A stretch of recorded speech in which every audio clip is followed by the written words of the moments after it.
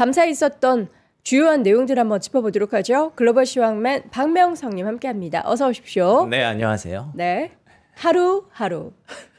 아니, 예. 여러분들이 사시는 거잖아요. 너무 웃기네. 왜요? 아, 근데 너무 맞는 말이라서. 맞잖아요. 아, 요즘 그 객장이 난리래요. 그 증권사 지점에서 근무하시는 분들 지금 밥 먹을 시간이 없대요. 예금 깨서 네, 다들 계좌 만든다고 맞아. 난리세요. 그래서 어제 썰을 들었는데 어떤 어르신이 그 애기들 매는 힙색을 메고 이렇게 온 거예요. 이렇게 와가지고 이거 뭐 삼성전자 뭐 요즘 살려고 이렇게 왔다고 해서 뭐지 하고 이렇게 그 계좌를 열어봤더니 50억이 막 들어 있었다는 거예요. 뭐 이런 썰도 나오고 있고 뭐 요즘 그렇더라고요. 예금 계좌에. 예. 네, 주식 이제 하려고 아. 갖고 오신 계좌에. 제 말이 맞죠, 뭐 우리 맞아요. 국장은 여러분들이 사고 계신데 누가 사는 거임 하는데 나는 그러니까 지금 저거 질문하신 그분만 안 사시는 거고 다 사고 있어요 지금. 맞아. 근데 이거 불안해야 되는 건가 아니면 아. 괜찮은 건가? 결론을 말씀드리면 네. 결론부터 말씀드리면 아무 일도 일어나지 않았습니다. 아무 일도 일어나지 않았는데 왜 주가는 이러는 아무 일도 거예요? 없었고 네. 그냥 엔비디아 실적은 여러분들이 기억하는 그 숫자 그대로 좋았던 게 사실이고 아무도 내려치지 않았어요. 네. 이거는 너무 깔끔했다, 완벽한 실적이었다라고 얘기를 하지만 뭐 어닝 서프라이즈급은 아니었는데 호실적이었고 네, 그럼요. 가이던스 좋았잖아요. 그럼요. 네. 예, 근데 뭐 그런 거죠. 엔비디아가 갖고 있는 어떤 삶의 무게라고 할까요? 아, 이 시가총액 1등으로서 시장의 분위기가 뭐 그렇게 썩 좋은 건 아니잖아요. 특히 미국 증시에 한해서. 맞아요. 미국은 네. 심리가 자체가 지금 AI가 모든 것을 다 집어삼킨다. 근데 또 그러니까요. 저 집어삼키는 공룡이 쭈그러들면 어떡하지? 투자 주면 어떡하지? 이런 걱정을 또 하고 있죠. 근데 제가 이번 주에 그 소프트웨어 조금씩 올라오는 걸 보면서 뭐 샌디스크 공매도 리포트 나왔을 때도 말씀드렸던 부분인데 오늘 그래도 간밤에 샌디스크는 올랐는데 그러니까 샌디스크를 타겟을 얘기하는 게 아니라 그 반도체 섹터가 다 과도하게 막 달렸잖아요. 그러니까 이게 뭐 과도하다라는 거는 주관적인 평가일 수 있지만 네. 뭐 PER 따지고 밸류에이션 따지면 전혀 과도한 건 아니라고 저도 동의합니다. 그렇지만 독주를 했잖아요. 독주. 예, 그렇기 때문에 시장이라는 거는 아무리 이렇게 좋은 실적과 아무리 좋은 재료가 있어도 이 돈이 유동성이 막 이렇게 몰아닥치는 상황이면은 상관이 없었을 텐데 그게 아니다 보니까 미국장에 한해서는 유동성이 그렇게 많지가 않잖아요. 그쵸. 그러니까 이제 이거를 괴는 겁니다. 이렇게 윗돌에서 아랫돌로. 이 소프트웨어가 지금은 계속 올라가야 되고 그쪽으로 수급이 좀 몰려가니까 오늘 또 소프트웨어는 올랐고요. 사실 엔비디아 빼고 반도체 빼고 보죠. 시장 좋았어요. 예, 그게 사실은 지금 상황이고 어제 제가 뭐 요즘 증권에 대해서 주식에 대해서 정말 많은 분들이 얘기를 하니까 어제 이제 직장 동료분이랑 이렇게 얘기를 하다가 뭐 어떤 반도체 소부장에 대해서 본인이 막 고민을 하고 있다는 거예요. 이 종목 어떻게 생각하세요? 막 이러면서 저한테 물어보고. 왜 고민을 해요? 살지 말지? 네. 그래서 아니 근데 반도체 소부장을 지금 고민할 이유가 있나? 라고 얘기를 했는데 그분이 딱 그렇게 얘기를 하는 거예요. 고민할 건 아닌 것 같은데 이게 과연 지금 시장의 우선적인 선택지로 받을 수 있을까? 이게 과연 1번일까? 그거에 대해서 생각이 든다는 거죠. 그러니까 그 1번을 하고 싶은 이유가 뭐겠어요? 네. 수익을 빨리 많이 내고 싶은 거야. 그게 사실은 대장주였으면 좋겠고 주도주였으면 좋겠고. 네. 근데 저는 국내 증시에서 솔직히 지금 상관없다 보거든요. 왜냐하면 다 갔잖아요. 다 이렇게 수급이 엄청 들어오면서 네. 이렇게 밑에 있는 것도 끌어올려주는 장이잖아요. 근데 그 고민이 충분히 합리적인 게 미국에서는 지금 그렇지 않아요. 그러니까 미국은 우선적인 선택지만 좋아해요. 확실한 선택지. 예, 그러다 보니까 이제 그런 것들이 계속 돌고 돈이 그 유동성이 부족하니까 다른 걸 올리면 이거는 어쩔 수 없이 죽을 수밖에 없는 그런 현상이 계속 나타나는 것 같더라고요. 그래서 결론을 다시 정리해 드리면 뭐 시장은 전혀 나쁘지 않았다라는 거고 그리고 뭐 국내 증시 야간 선물에 대해서 좀 걱정하시는 분들도 계신데 근데 또 막상 또 EWY라든지 코루 뭐 이런 것들은 또 상승으로 마감을 했거든요. 예, 그렇기 때문에 또 우리가 예상하는 것처럼 그렇게 국내 증시가 뭐 많이 안 좋지 않을 수도 있다. 뭐 그런 것도 있습니다. 그래서 일단 좀 두고 봐야 되는 그런 상황이라고 봐야 될 것 같고, 근데 뭐 그동안 많이 국내 증시 또 오른 게 있으니까 오늘 만약에 장 초반에 조정이 나오더라도 금요일이기도 하고, 그러니까 이제 또 다른 쪽으로 또 온기가 확산될 수도 있고, 미국 증시의 분위기가 그랬거든요. 실제로 반도체가 못 가? 그러면 다른 거 가지 뭐, 이런 움직임이었기 때문에 금융도 좋고 네. 필수 소비재 다시 좀 좋고 또 그렇게 대응하시면 되지 않을까라는 생각을 합니다. 제가 잘 맞는지 안 맞는지는 잘 모르겠어요. 근데 그냥 저는 팩트를 말씀드리는 거예요. 시장이 이렇게 흘러갔다라는 거를 말씀을 드리는 거고, 국내 증시는 다음에 나오시는 분들이 전망을 해주실 테니까 그거 참고하시면 될 것 같습니다. 지수 한번 그래서 보도록 하죠. 다우는 조금 올랐어요. 네, 3대 지수가 이게 혼조죠. 나스닥은 1% 하락, S&P 500 0.5% 하락이고요. 근데 러셀 2000은 또 0.5% 상승했습니다. 그러니까 요거 보시면은 엔비디아가 5% 급락을 했고, 브로드컴, 마이크론 이런 종목들이 약세를 보였고, 테슬라, 구글, 아마존, 빅테크 쪽이 하락을 했고, 이런 것들 빼고 보면은 그린라이트가 훨씬 더 많습니다. 그리고 여기 소프트웨어가 정말 밝게 빛나고 있죠. 소프트웨어에 호재가 있어서 올랐나? 그것도 아닙니다. 소프트웨어가 좋아서 오른 것도 아니고요. 요즘 그러니까 뭐 미국장 보면은 과거에 우리가 봤던 그런 국내 증시 같기도 해요. 왜 실적이 좋으면 좋다고 빠지고, 실적이 안 좋으면 뭐 이게 바닥이다 하면서 오르고, 약간 그런 현상이 미국장에서 최근에 나타나고 있는 흐름이라서 그렇게 보시면 될 것 같고요. 소프트웨어가 올라오는 과정에서 하드웨어 쪽이 조금 조정을 받았다라고 보여집니다. 러셀 2000 보시면 분위기 괜찮잖아요. 전반적으로. 뭐 물론 이렇게 AI 관련된 종목들이 최근에 반등을 했기 때문에 조정을 받은 것도 있지만, 전반적인 시장의 색깔 자체는 그린라이트였고, 요 지수 차트도 보시면은 장중에 특히 러셀 2000은 낙폭을 다 줄이면서 상승 전환까지 하면서 마감을 했기 때문에 이렇게 보시면 정리하시면 될 것 같습니다. 자, 금리는 4.0%였고요. 달러는 97.79 선에서 마감이 됐습니다. 그리고 금 가격, 뭐 은 가격, 그러니까 금, 달러, 금리 거의 다 변화 없었고요. 은 가격이 좀 빠졌다는 건 요거는 이제 투자 심리가 조금은 오늘은 위축됐구나 보시면 될 것 같고요. 유가도 큰 변화 없었습니다. 지금 뭐 미국이랑 이란이 이번 주 그러니까 목금에 회의를 해서 협의를 해서 결론을 도출할 예정인데, 그거에 대해서 여전히 긴장감은 있지만 뭐 이렇다 할 방향성이 아직 안 나왔기 때문에 지금 뭐 강보합에서 멈췄다 보시면 될 것 같고요. 비트코인 또 어제 급격하게 좀 오르다 보니까 오늘은 조정을 받았는데, 아직까지는 비트코인의 방향성을 예측하기는 쉽지가 않네요. 자, 그리고 오늘도 나름 빅데이입니다. 실적이 많이 발표가 되는데, 코어위브 잘 버티는 듯 하더니 실적 발표가 나왔겠죠. 현재 5.5% 하락을 하고 있고요. 로켓랩도 안 좋네요. 3% 하락 일단 나타나고 있습니다. 제가 아직 숫자를 못 보고 있는데 요거 이따가 한번 보고 다시 한번 백업을 해드리겠고요.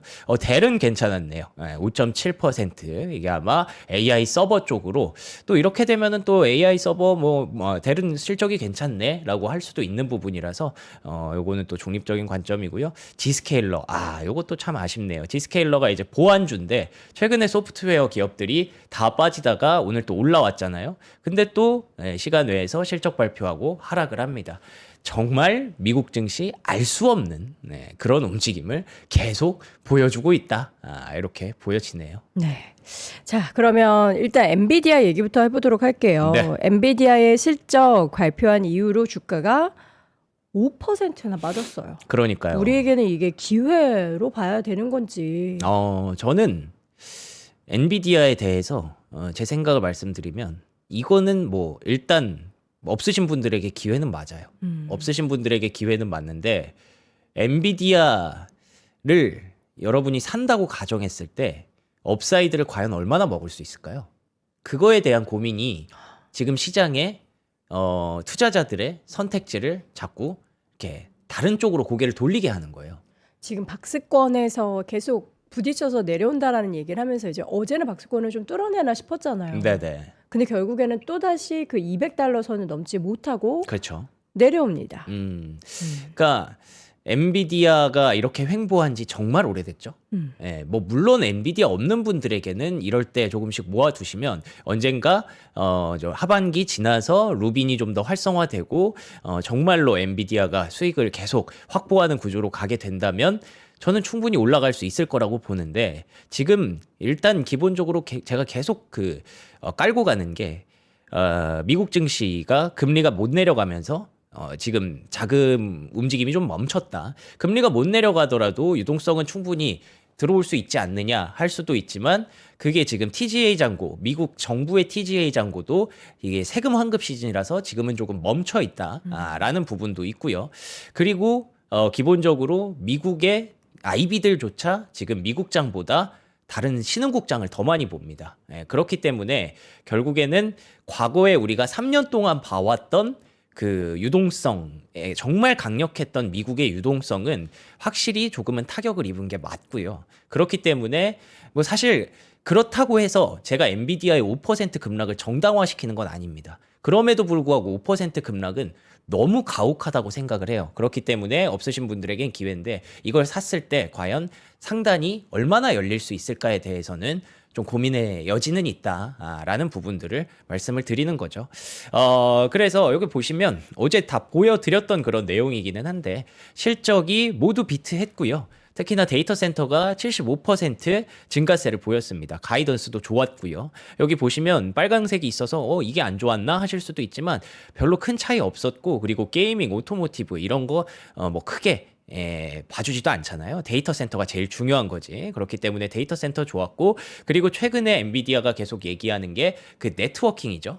그러니까 풀스택으로 우리는 제공하고 있다. 그거를 메타가 실제로 가져갔었고 우리 거를 칩만 가져가는 게 아니라 아예 그 렉이라고 하죠. 그냥 그 칩을 다 갖다 박아서 아예 렉으로 이렇게 세트로 파는 게 엔비디아가 하고자 하는 건데 그렇게 했을 때 훨씬 더 효율이 좋아요. 여러분들 지금 안 그래도 데이터 센터도 안 지어지는데 메모리 칩도 부족하고 뭐 이제 부지도 막 이런저런 선정 논란이 있고 전기요금도 비싼데 우리 거 이렇게 해야 효율적으로 데이터 센터 돌릴 수 있습니다라고 광고를 해왔거든요. 근데 그런 부분들이 263% 증가했기 때문에 사실 이거 따지고 보면 그런 기대감이 최근에 한 5일 동안 반영이 됐던 거고 그 외에 또 무언가를 원했던 투자자들은 먹고 나가자라는 이런 흐름이 있었던 거죠. 그래서 과연 이 정도로 안 좋았나에 대한 해답은 전혀 그렇지 않았다가 정답이라고 생각을 합니다. 보시는 것처럼 매출 증가세 아주 진짜 이게 진짜 시가총액 1위, 전 세계 시가총액 1위의 매출 증가세가 맞나 싶을 정도로 폭발적이죠. 그리고 데이터 센터 매출도 마찬가지로 다 비트했고 예상치 상회했고 정말 좋았던 거 사실입니다. 그러면 젠슨 CEO가 무슨 얘기를 했길래 시장이 빠졌을까라고 보실 수도 있는데 얘기했던 것들 중에 핵심만 제가 좀 찝어 드릴게요. 엔비디아는 AI 인프라 기업입니다. 우리는 칩을 파는 기업이 아닙니다. 우리는 NV링크 제가 말씀드렸던 그런 렉부터 시작해서 모든 것들을 풀스택으로 파는 걸 NV링크라고 얘기를 하죠. CPU, GPU까지 다 포함해서 출하를 한다. 근데 그거를 했을 때 훨씬 더 렉당 스위칭 처리량이 실제로 엄청나고 그러면 이게 차이가 발생하면서 곧 수익으로 이어질 거니까 우리는 단순히 반도체 기업이 아닙니다라는 얘기를 또 했고요. 그게 실적으로 반영이 됐잖아요. 네트워킹이 좋았던 거 확인을 했으니까 이건 증명이 된 겁니다. 그리고 그러면 M7 캐펙스가 계속 늘어나는데 이거에 대해서 혹시 어떻게 생각하느냐에 대한 대답은 M7이 지금 추론으로 갔을 때 토큰 발행량은 기하급수적으로 늘어나기 때문에 그러면은 그 토큰 발행량을 잡기 위해서는 M7은 계속 캐펙스를 쓰는 게 맞고 그렇기 때문에 캐펙스가 부담이 아니라 그들에게는 컴퓨팅 능력을 의미한다. 그렇기 때문에 그들의 캐펙스는 계속 유지될 것이고 다시 말하면 엔비디아의 실적 역시 앞으로도 계속 성장할 것이다 라고 얘기를 한 거고요. 에이전틱 AI에 대해서 변곡점이 왔다 라고 얘기를 했어요. 그러니까 지금 이제 엔트로픽의 어떤 움직임들을 보면서 클로드 코워크라든지 최근에 나왔던 몰트봇이라든지 이런 것들이 변곡점을 만들어서 이제는 진짜로 에이전틱 AI 시대로 들어왔다. 에이전틱 AI 시대로 들어오고 알고 있다라는 표현은 다시 말하면 추론의 영역으로 들어왔다는 뜻이고요. 앞서 말씀드린 대로 추론의 영역은 그 토큰이 엄청나게 필요하기 때문에 기억 장치가 엄청나게 필요하기 때문에 젠슨 왕이 봤을 때는 그 세 가지 단계라고 했죠. LLM, 그다음에 에이전틱, 그다음에 피지컬인데 이제 에이전틱으로는 거의 넘어오고 있는 지점이다라고 봐서 뭐 다시 말하면 결국에는 반도체, 메모리 그만큼 계속 많이 필요하다라는 얘기를 한 겁니다. 그리고 그러면은 계속 그 블랙웨어를 팔 거냐? 근데 베라 루빈이라고 하죠. 베라는 여기서 CPU고요. 루빈은 GPU입니다. 앞서 말씀드린 대로 엔비디아는 이제 단순히 GPU만 만드는 기업이 아니기 때문에 베라 루빈을 세트로 판다는 거죠. 하반기에 얼마나 될진 모르겠지만 강력한 수요와 관심에 대해서는 의심의 여지가 없고 이번 주 초에 첫 번째 베라 루빈 샘플을 배송했기 때문에 조만간 계속 양산이 이어질 겁니다. 라는 건 루빈으로 넘어가면 여러분 아시는 것처럼 HBM 양도 2배가 되고요. 메모리도 그만큼 토큰이 훨씬 더 늘어나기 때문에 많이 될 겁니다. 그래서 우리가 알고 있었던 그 젠슨 왕이 제시했던 에이전틱 AI 시대로 들어오는 과정에서 계속 엔비디아가 장사를 잘할 것이다 라는 건 의심의 여지가 전혀 없었어요. 뭐 굳이 책을 잡자면 H200 중국으로 넘어가는 게 허가는 났는데 과연 어떻게 진짜로 완벽하게 그들이 허용을 해서 쓸지 그거에 대해서는 아직은 변수가 있다. 그렇지만 하반기에는 뭐 아마 될 것으로 보는 증권사들이 IB들이 많았고요. 근데 저거는 우리가 네. 중국 쪽은 엔비디아에서도 실적 발표할 때 지난 분기에도 그렇고 네네. 저거를 빼고 얘기해도 네. 괜찮다 이렇게 쭉 이야기를 해오고 맞아요. 있잖아요. 네. 그래서 큰 그것도 그거 때문에 5% 빠졌다? 굳이 그렇게 말할 수 절대 없어요. 예. 그렇기 때문에 결론은 이겁니다. 젠슨 왕이 뭐 AI is here, AI is not gonna go back, 뭐 후퇴하지 않는다. 앞으로 점점 더 좋아질 것이다. 라고 얘기하고 있는데 지금까지 제가 얘기했던 거 어제도 제가 그 얘기를 했었죠. 여러분의 AI에 대한 지적 수준이 높아질수록 엔비디아의 실적 전망치는 크게 벗어날 이유가 없습니다. 예. 이걸 우리가 모두가 다 알고 있는 내용이기 때문에 엔비디아가 과거 한 3년 전에 컨센서스가 여기였는데 뭐야 실적 이렇게 나왔네 하면서 쭉 30% 급등했던 그 2023년 1월인가 그때를 아마 기억하실 텐데 그 정도의 수준으로 서프라이즈가 나오기도 어렵고 반대로 생각하면 그 정도의 수준으로 악재가 되기도 어려워요. 예. 그래서 결국에는 또 다른 무언가를 기대했을 시장에 그게 던져지지 않으니까 그래 엔비디아 내가 샀을 때 여기서 얼마나 먹겠어 라는 것에 대해서 약간 투자자들이 그거를 내린 거죠. 기대치를 내린 거고 그래서 야후 파이낸스에서는 딱 이렇게 표현을 합니다. 여기 보시면은 엔비디아가 셀링, 엔비디아가 판매하는, 엔비디아가 제시하는 그러니까 말씀드렸던 그 젠슨 왕이 제시했던 그 엔비디아의 청사진이에요. 그런 것들을 제시했음에도 불구하고 투자자들은 그걸 사려고 하지 않았다라는 표현이 제가 봤을 때는 딱 적절합니다. 그러니까 지금 시장에서 네. 뭐 저분들이 우리나라 국장도 같이 보는 상황인지는 모르겠지만 네네. 엄청나게 매출 증가율, 영업이익 증가율이 막 두 자릿수대로 팡팡팡 찍히는 기업들이 더 매력적이어 보이지. 그렇죠. 엔비디아 그거예요. 같이 성장은 하고 정말 이 뭐 해자가 있는 것도 알겠고 되게 좋은 기업인 건 알겠는데 한 자릿수 가지고는 만족 못한다. 이런 분위기가 맞아요. 투자자들 사이에서는 뭐 기관뿐만 아니라 뭐 개인도 그렇고 다 그런 것 같아요. 그래서 어제도 제가 조금은 좀 나이브하게 얘기를 했잖아요. 아니 여러분 엔비디아 실적은 그냥 엔비디아 실적이에요. 이런 얘기를 드렸던 게 지금 시장은 엔비디아 실적에 대해서 과거만큼 그렇게 큰 기대치를 담지도 않고요. 그렇게 크게 뭐 시장을 좌우할 수 있는 여지가 있다라고 보지 않는 것 같아요. 그거를 우리가 좀 인정을 해야 되고 그런 측면에서 봤을 때 결국 그냥 뭐 엔비디아가 엔비디아 한 거고 투자자들은 그 우선순위를 정한 거고 이렇게 보시면 됩니다. 그래서 그럼에도 불구하고 제가 5% 급락은 좀 과하다라고 말씀드린 건 어제 이제 엔비디아의 내재 변동성을 말씀드렸는데 그 실적이 정말 좋아서 서프라이즈가 나면 플러스 5%고 만약에 안 좋아서 정말 급락을 하면 마이너스 5%까지 떨어질 수 있다였잖아요. 근데 마이너스 5%는 하한선이란 말이에요. 우리가 제시했던, 알고 있었던. 근데 그 정도로 하한선이 날 정도로 그렇게 실적이 안 좋았나? 그건 절대 아니라는 점에서 골드만삭스의 그 IB의 의견을 좀 들어볼 필요가 있겠죠. 일단 IB의 의견은 다 전반적으로 이들도 놀랐어요. 아니 이거 5%뺄 정도야? 라는 의견이 우세하고요. 매우 좋은 것이 오히려 좋지 않을 때도 있다라는 이런 말도 안 되는 얘기를 하면서 그렇게 어떻게든 그 설명을 하려고 하더라고요. 뉴스에 매도하는 심리, 차익 실현, 하이퍼스케일러들의 캐펙스 투자 가능성에 대한 우려를 하락 요인으로 꼽았다. 그렇지만 이제 관심은 2027년으로 옮겨가고 있다. 26년이 너무 좋아서 혹시 27년에 안 좋은 거 아니야라는 걱정을 26년도 2월부터 지금 하고 있다는 겁니다. 이게 참 받아들이기 어렵죠. 아이의 성적이 1등이야. 2등으로 떨어질까 봐. 맞네. 그거네. 너무 그거예요. 걱정되는 거예요. 이게 100점이 끝이고 101점 이런 점수는 없는 거라고 생각하는 거죠. 그러면은 내가 만약에 뭔가 후원을 할 수 있는 사람이에요.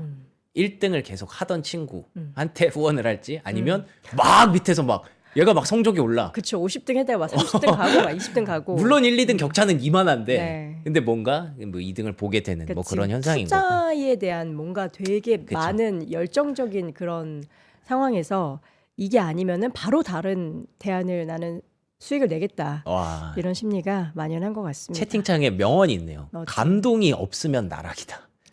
실적에 감동이 없으면 안 된다. 와, 저거 너무 정확한 표현인데요. 와, 진짜 좋네요. 이런 심리가 과연 좋은 건지 저는 모르겠어요. 좋은 건 아니죠. 좋은 건 아니지만 그만큼 지금 미국의 그 유동성이 좀 부족하다. 그거에서 이렇게 연결되는 그런 내용이다 보시면 될 것 같고. 네. UBS에서는 그걸 약간 반박하는 느낌으로 아니 너무 강해서 정체되는 게 그게 말이 된다고 생각해? 라고 완전 반박을 했습니다. 그렇기 때문에 우리는 성장세 다시 가속화될 거라고 봐. 주가 상승할 거라고 봐. 그러면서 이 IB들끼리도 이 엔비디아 실적과 주가를 보면서 막 자기들끼리 싸우는 거예요. 이게 말이 되냐? 이게 말이 안 되지. 말이 안 되는데 말이 되잖아. 이게 주시장이 그렇게 말하잖아. 아니 그래도 이건 아니지. 막 이런 분위기가 계속 나오는 거고 켄터 피츠제럴드에서도 여전히 탑픽이다. 라는 얘기를 하고 있습니다. 엔비디아를. 네. 그래서 결론적으로는 사실 무슨 또 그렇게 똑같은 얘기를 20분이나 하냐 하시는데 오늘 미국장은 엔비디아에서 시작해서 엔비디아에서 끝났어요. 그래서 이것만 얘기해도 사실 거의 끝이고 반대로 엔비디아가 대신에 올라왔던 섹터를 꼽자면 아까 오프닝에서 말씀해 주신 대로 소프트웨어거든요. 그러니까요. 네. 소프트웨어가 그럼 왜 올랐을까? 엔비디아가 그 사스포칼립스에 대해서 에이전틱 AI가 뭐 완전히 그 소프트웨어를 대체하지는 못한다라는 얘기를 하기는 했어요. 젠스당 CEO가. 근데 이것 때문에 올랐냐라고 하기보다는 세일즈포스 실적이 있었습니다. 세일즈포스 실적이 나왔고 실적이 나쁘지 않았습니다. 근데 따지고 보면 2027년도 가이던스까지 놓고 봤을 때는 막 그렇게 좋았던 것도 아니거든요. 그리고 어제 이 시간의 분위기는 엔비디아 주가는 $200 넘게 상승하고 있었지만 세일즈포스는 기억나시나요?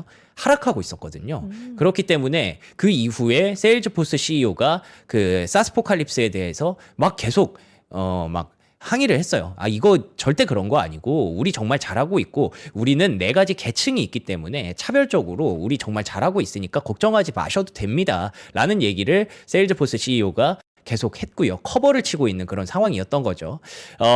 그러면서 번스타인에서는 심지어 목표가를 하향하기까지 했습니다. 아까 엔비디아의 IB들의 반응과 세일즈포스의 IB들의 반응이 완전히 반대죠. 실제로 엔비디아 실적이 좋았고 IB들은 계속 목표가를 상향했고 그 다음에 세일즈포스는 실적이 좀 애매했고 목표가를 하향했습니다. 그럼에도 불구하고 엔비디아의 시장의 선택지는 급락이었고 세일즈포스의 시장의 선택지는 급등이었단 말이에요. 그래서 DA 데이비슨에서는 결론을 로테이션이라고 얘기를 합니다. 너무 간단하게 내리네. 네. 그래서 제가 오프닝 맨 처음에 얘기할 때 결론적으로 엔비디아 실적이 나쁜 건 아니었고 네. 아랫돌에서 윗돌 빼고 윗돌에서 아랫돌 빼고 그게 지금 미국 증시의 현재 상황이다. 여러분 기억하시는지 모르겠지만 월요일에 저희가 그 유동성이 아마 3월 달쯤에 그 OBBA 법안 통과 그 이후에 이제 차츰차츰 들어오는 시기가 3월 달쯤이라고 이야기를 했던 거 기억하시는지 모르겠습니다. 저희가 그 레그넘 투자자문 이충영 대표님과 함께 그 얘기를 했는데 과연 그러면 지금 2월 너무 이제 힘든 미장을 겪어내고 있는 상황에서 이 로테이션이 과연 3월에 자금이 들어올 때는 어디로 들어오게 될지를 여러분들은 그거를 좀 한번 주의 깊게 지켜보시는 게 좋을 것 같습니다. 그래서 제가 약간 미국의 최근의 상황이 과거에 우리가 기억하고 있는 그 익숙한 국장이랑 좀 비슷하다고 네. 느껴지는 게 뭐 실적 좋다고 빠지고 실적 안 좋은데도 올려주고 그리고 이게 되게 신기했던 종목 중에 하나가 스텔란티스인데요. 스텔란티스 자동차 기업. 네, 스텔란티스가 사상 첫 연간 적자를 냈습니다. 근데 주가는 왜 올랐어요? 그게 미국의 현실이에요, 지금. 적자인데 오른다고요? 뭐 가이던스가 좋았나요? 아니요, 그냥 그만큼 많이 빠져서. 예, 거의 뭐 이제 조정 받을 만큼 받았다. 악재의 끝자락이다. 예. 그래서 지금 이걸 원래 미국을 투자할 때 우리가 실적이 좋으면 좋은 대로 가고 안 좋으면 그대로 이렇게 내려가고 그렇기 때문에 우린 실적만 보면 된다였는데 지금은 그게 아닙니다. 약간 셈법이 달라졌어요? 왜냐하면 그 지난 3년 동안 정말 미국이 좋았을 때와 올해 미국의 상반기는 조금 차이가 있습니다. 그거를 아셔야 될 것 같아요. 자, 주간 신규 실업수당 청구 건수가 예상치를 상회했습니다. 요거 이제 저 돈 못 벌고 있으니까 보험 주십시오. 그렇죠. 고용 실업수당 데이터 주십시오. 별로 안 좋은 거잖아요. 네. 그래서 이거는 그냥 뭐 참고 삼아서 보시면 될 것 같아서 그냥 쭉쭉 넘어갈게요. 주간 실업수당 청구 건수가 예상치를 상회했는데 다시 말하면 미국의 주간의 실업자가 늘었구나라는 뜻인데 막상 또 소프트웨어가 AI 때문에 다 죽는다고 했는데 막상 소프트웨어 엔지니어들은 최근에 채용이 늘어나고 있대요. 그러니까 이게 저는 그런 생각 들어요. 그러니까 지금 막 해야 되니까 일단은 네네. 막 늘리는데 그럴 수도 있죠. 뭐 금방 다 사라질 수도 있죠. 단기 계약직인 건지 예. 정규직으로 쫙 가는 건지. 그래서 지금 그 누구도 AI의 그 고용에 대한 영향을 명확하게 지금 어떻게 일어나고 있다라고 판단을 못 해요. 네. 심지어 그 연준도 이거에 대해서 계속 변수가 있다. 지켜보자라고만 얘기하고 있고 그 JP 모건의 CEO, 제이미 다이먼 CEO도 뭐 준비는 잘하고 있는데 아직까지 완벽하게 AI가 침투했다고 보기는 어렵다. 막 이런 얘기를 하고 있어서 지금 미국은 혼란 그 자체입니다. 고용 시장도 그렇고 주식 시장도 그렇고. 그래서 그런지 요거 보시면 최근에 5년 동안 그 미국 시장에 베팅했던 그 퍼센트거든요. 2022년 92% 압도적이었죠. 23년도 59%, 24년도 73%. 근데 25년도부터 절반 밑으로 떨어졌고 26년도 올해는 25% 정도, 4분의 1만 미국에 베팅하고 나머지는 다 이머징으로 넘어가고 있습니다. 그렇기 때문에 미국의 지금 시장이 조금은 말을 듣지 않는다라고 보시면 될 것 같고요. 그래서 지금 상승보다 오히려 하락 쪽에 베팅하는 투자자들이 역대급 수준까지 꽤 많이 올라왔던 것을 최근에 확인할 수가 있습니다. 그러면서 일단 가장 취약한 중소형주부터 수급이 조금 이탈하고 있는 상황인데 근데 따지고 보면 이런 것들이 2월 내내 진행된 상황이고 막상 이렇게 하다 보니까 시장이 또 건강해졌대요. 그러니까 S&P 500 구성 종목 중에 막 M7만 가던 그런 장이었다가 332개가 이제는 지수의 연초 대비 수익률을 넘어섰다고 합니다. 그래서 동일 가중 평균 맞아요. 수익률이 좋아요. 그리고 신기한 건 뭔지 아세요? 엔비디아만이 M7 중에 S&P 500 대비 더 높은 수익률을 기록하고 있어요. 엔비디아가 안 간다 그러는데 엔비디아 선방 중이에요. 네, 맞아요. 사실 엔비디아가 막상 선방 중이었고 그 선방 중이었던 거를 차익 실현이 된 겁니다. 네. 그렇기 때문에 결론은 엔비디아의 실적도 나쁜 게 없었고 그것 또한 시장의 그냥 논리에 의해서 좀 빠진 것뿐이다라는 거고요. 트럼프 정책은 어떻게 됐느냐 궁금해서 좀 찾아봤는데 지금 이란이랑 계속 대화를 하고 있어가지고 명확하게 저희가 파악이 안 돼요. 근데 뭐 상징적으로 이란을 뭐 몇 군데만 타격할 수도 있다라는 얘기만 나올 뿐이지 그 협의 결과가 아마 오늘이나 주말 중에 나올 예정이거든요. 그래서 요거 좀 보시면 될 것 같고 그 관세 때문에 환급해줘야 되는 거 있잖아요. 그거에 대해서는 뭐 어떻게든 안 주려고 트럼프 대통령이 열심히 방안을 모색하고 있다고 하니까 뭐 일단 뭐 지금 트럼프는 오늘은 큰 얘기는 없었다. 뭐 이렇게 보시면 될 것 같습니다. 트럼프의 이란 관련한 스탠스 그리고 지금 국제 정세를 계속해서 쥐락펴락하면서 본인의 뭔가 안위를 더 지키려는 그러한 움직임이 과연 어떤 시나리오를 펼쳐 나갈지는 저희가 또 주말 인터뷰를 통해서 준비했으니까 이번 주 주말 인터뷰 좀 참고해 보시면은 여러분들이 걱정하시는 그 내용들을 약간 또 진정시킬 수 있을 것 같습니다. 자, 기술주 어느덧 필수 소비주보다 저평가돼 있다. 네. 지금 그래서 사실 여기서부터 이제 여러분이 조금 궁금한 게 조금 해소가 되지 않을까 네. 싶은데, 그러니까 지금까지 나왔던 건 엔비디아가 시장을 어떻게 흔들었는가, 엔비디아에 정말 문제가 있었는가, IB들은 어떻게 반응했는가, 요거를 쭉 살펴봤고요. 자, 그러고 엔비디아가 이제 떨어진 상황에서 다시 돌아보니까 엔비디아가 월마트보다 이 정도로 싸져 있습니다. 예, 엔비디아뿐만이 아니라 테크 기술주 전반을 얘기하는 거예요.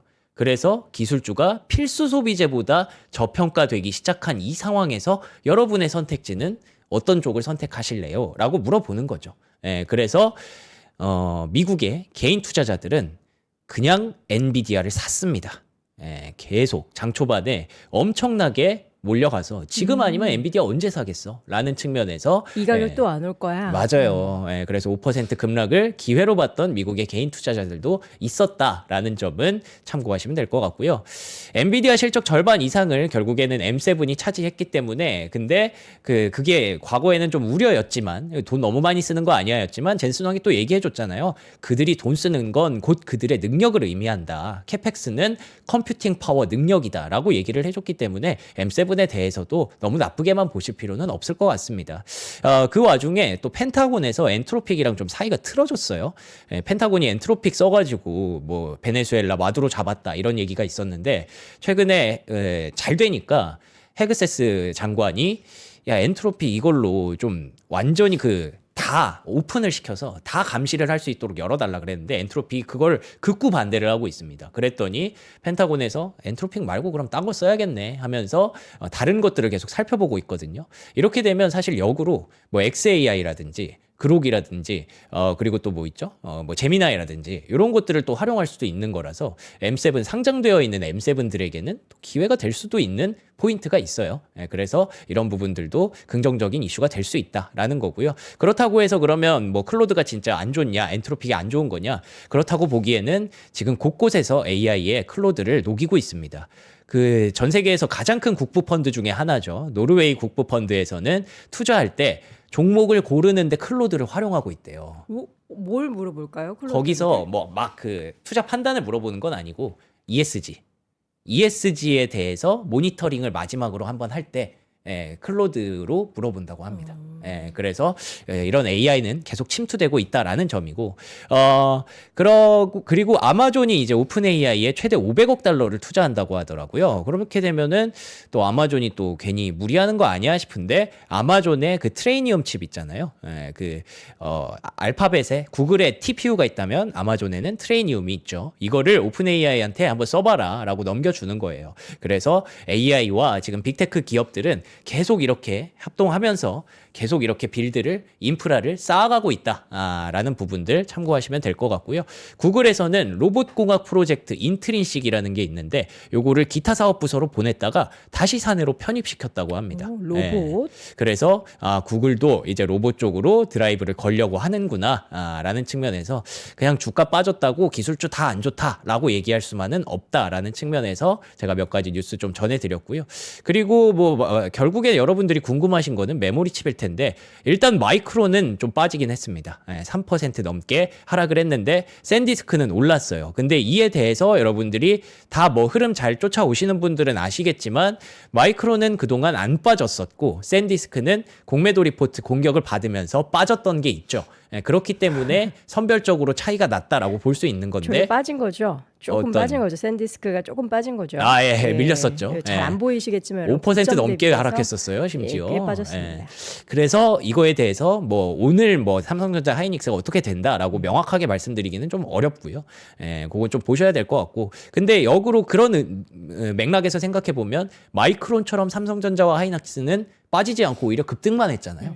그렇기 때문에 오늘 장 초반은 충분히 밀릴 수 있다. 그렇지만 앞서 말씀드렸던, 제가 왜 그렇게 엔비디아에 대해서 길게 말했냐면 결국 반도체나 기술주 M7에게 나쁠 게 전혀 없는 실적이었다는 뜻이에요. 그렇기 때문에 그래서 이렇게 연결해서 이 종목들을 말씀드리려고 이렇게 길게 말씀드린 거고요. 그래서 어제 우리 3년 닉스는 엄청 올랐잖아요. 그러니까요. 예. 그리고 간밤에 뭐 국내 증시 야간 선물은 좀 빠졌다고 하는데 계속해서 국내 증시에 베팅하는 외국인들의 수급은 지속됐습니다. EWY라는 대한민국 ETF가 있죠. 그거 또 1% 가까이 올랐고요. 코루 있죠. 3배짜리. 네. 그거는 당연히 3% 가까이 상승을 했거든요. 그러니까 엔비디아가 급락하는 과정에서도 이렇게 올랐다는 것 자체가 또 의미가 또 다를 수 있는 부분이라서 어쨌든 그 지금 미국의 엔비디아의 문제가 미국의 수급이 좀 부족하다인데 그 수급에 엄청났던 수급이 지금 EM 쪽으로 이머징 쪽으로 밀려 나오고 있고 그 중에 1등은 여러분들 아시다시피 압도적으로 대한민국이기 때문에 뭐 그렇게까지 막 걱정할 정도인가 저는 싶기는 해요. 근데 물론 뭐 장 초반에 하락은 불가피하지 않을까라는 부분도 염두에 둬야 될 것 같습니다. 아이온큐가 급등했어요. 맞습니다. 20% 넘게 급등했습니다. 네, 아이온큐가 20% 넘게 폭등을 했고요. 왜 서클이랑 되게 비슷하죠. 네. 서클도 계속 시장에서 안 봐주다가 30% 폭등했잖아요. 그래서 아이온큐도 놀라운 매출 성장세 무려 429% 전년 대비 급증을 하면서 올라왔습니다. 이 덕분에 D-Wave 퀀텀은 원래 사실 실적이 별로 안 좋았는데 그 덕을 보면서 같이 올라오기도 했어요. 그래서 제가 이런 걸 보면서 요즘 코인도 그렇고 양자도 올라오고 뭔가 우주도 조금 괜찮고 이런 거 보면 성장주에 대한 기술주에 대한 모멘텀이 조금씩 또 회복되고 있구나. 그게 소프트웨어가 올라오면서 나타났던 흐름인 것 같아서 그런 것들은 시장의 분위기 자체는 나쁘지 않다라고 말씀드리고요. 와비파커라는 곳이 그 선글라스 안경 만드는 기업으로 알고 있거든요. 근데 거기가 왜 보냐 그럴 수도 있는데 스마트 글래스 막 구글이랑도 협력하고 막 그런 기업이에요. 그래서 지금까지의 실적이 막 그렇게 좋았던 건 아니지만 올해 가이던스가 확실히 좋아질 거라고 이렇게 얘기를 해줬습니다. 그렇기 때문에 올해 스마트 글래스 쪽이 괜찮은가 보다. 여러분들이 그거 염두에 두시면 좋을 것 같아서 이것도 한번 이슈를 가져와 봤고요. 셀시어스 건강음료 트렌드가 지속되나 봐요. 그래서 6% 넘게 급등을 했고 여기 보시면 제로슈가 음료의 성장세가 포트폴리오 쉐어 그 비중이죠. 그게 33%까지 올라왔다라는 점에서 건강음료 뭐 미국이 비만 치료제도 맞고 뭐 그래서 그런지 이런 것들도 관심이 많나 봅니다. 라고 생각했는데 또 크리스피 크림 먹더라고요. 아니 음료는 재료수가 먹는데 도넛은 맛있으니까 포기할 수 없다. 원래 그런 게 있어요. 음료는 무조건 어떻게든 제로로 먹지만 칼로리 없는 거 먹고 네, 대신 거기서 압축한 당을 딴 데서 충전하는 거죠. 200칼로리 넘는 도넛을 먹는다. 그래서 이걸 굳이 해석을 해보자면 지금 미국은 어쨌든 많이 오른 기술주보다 다른 쪽에 이렇게 관심이 좀 많은 것 같다라는 것도 엿볼 수 있는 그런 내용이었던 것 같습니다. 도넛은 포기 못합니다. 네. 예. 젠슨 황이 우주는 넓다. 뭐 우주 쪽 지금 터치하고 있는 거예요? 그러니까요. 그 간밤에 뭐 젠슨 황 건드려서 엔비디아 연결돼서 좋았던 게 딱히 없었지만 굳이 하나를 억지로 꼽자면 우주였습니다. 엔비디아의 젠슨 황 CEO가 가장 최근에 우주에 대해서 얘기했던 우주 데이터 센터를 얘기한 사람이 되었다. There's plenty of space in space. 우주에는 굉장히 공간이 많다라는 얘기를 하는 거죠. 그래서 우주의 공간이다. 스페이스 인 스페이스. 다 알고 있는 그냥 얘기잖아요. 뭐 언어 유희 아닐까요? 네. 라임 같은 거. 뭔가 기회가 많다라는 그런 의미인 것 같기도 해요. 그냥 그 스페이스 인 스페이스라는 단어를 쓰고 싶지 않았을까요?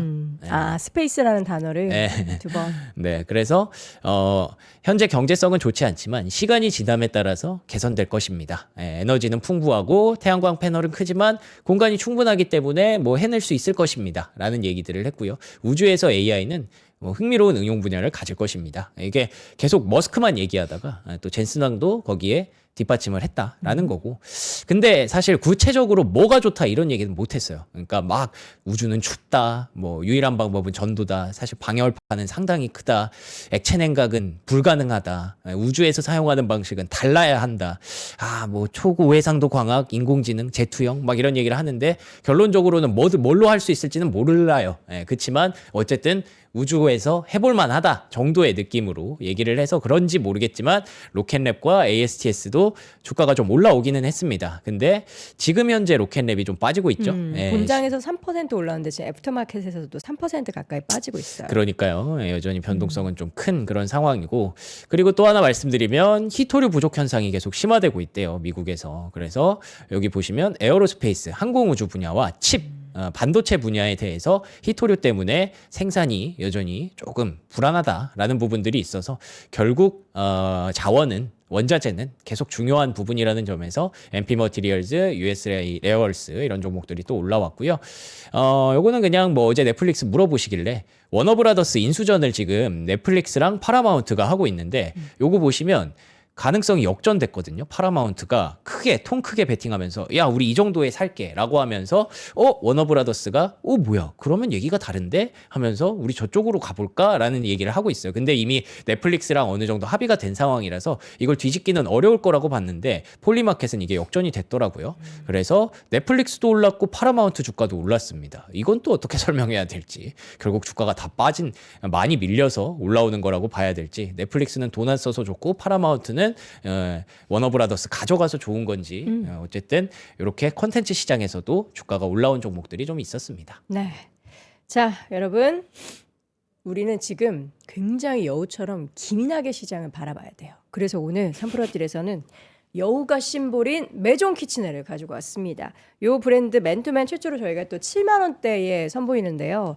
데일리룩의 정서. 근데 이제 그냥 뭐 맨투맨 입으셔도 되지만 여기 이제 여우, 나는 시장을 이렇게 기민하게 바라보는 여우처럼 대응을 하겠다 하시는 분들은 요거 여러분들의 마음에 탁 새기는 그런 브랜드로 저는 추천을 드립니다. 탄탄한 마감으로 요거 세탁을 하셔도 뒤틀림 없이 오랜 기간 새 컨디션으로 잘 입을 수 있는 그런 제품이고요. 저희가 오늘 제품 컬러는 그레이 컬러와 또 블랙 컬러 두 가지를 준비했습니다. 저는 뭐 늘 그렇듯이 M 사이즈를 입었는데 제가 오늘 안에다가 되게 엄청 벌키한 니트를 안에 입고 와가지고 엄청 더우시겠네요. 지금 더운 것도 더운 건데 엄청 이렇게 뚠뚠해 보일 수도 있어요. 이것도 두꺼운데. 지금 명성님이 입고 있는 거는 엑스라지 사이즈. 핏감 좋습니다. 좀 약간 넉넉하게 입고 할 수 있는 그런 핏감이고요. 기모 없이 입을 수 있는, 봄이니까도 기모 없이 입을 수 있는 라인으로 준비를 했고, 두 번째 제품은 갤럭시 북 코어 i7 최초로 저희가 79만 원대에 가지고 왔습니다. 삼성 노트북인데 꽤 가볍습니다. 15.6형 QLED 노트북인데 반전은 무게가 1190g, 그러니까 굉장히 가볍죠. 그리고 코어 i7 CPU 그리고 램 16기가 탑재로 끊김이 없는 노트북 사양을 여러분들이 만끽하실 수 있는데, 부품 가격 인상이 돼도 저희는 삼프로딜을 통해서 79만 원대, 80만 원이 안 되는 가격으로 노트북 소개해 드리도록 하겠습니다. 자세한 사항은 영상 하나 링크 통해서 여러분 삼프로딜에서 득템하시기 바랍니다. 지금까지 글로벌 시황맨 박명성님 함께했습니다. 고맙습니다. 고맙습니다.